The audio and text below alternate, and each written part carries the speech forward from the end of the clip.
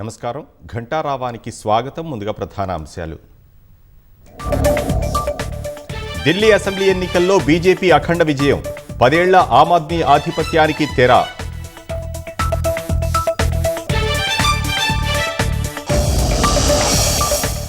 ఇరవై 27 ఏళ్ల తర్వాత ఢిల్లీ పీఠం చేజిక్కించుకున్న బీజేపీ. ఘోర ఓటమి చవిచూసిన ఆప్.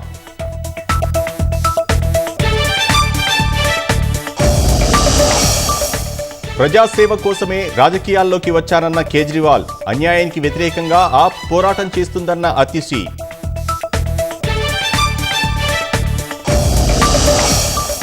అభివృద్ధి సుపరిపాలనే గెలుపునకు కారణాలన్న ప్రధాని.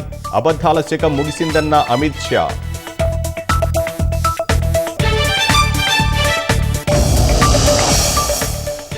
కాంగ్రెస్ సర్కార్పై ప్రజలు అసహనంతో ఉన్నారన్న కేటీఆర్. స్థానిక సంస్థల ఎన్నికల్లోనూ తగిన గుణపాఠం చెబుతారన్న హరీష్.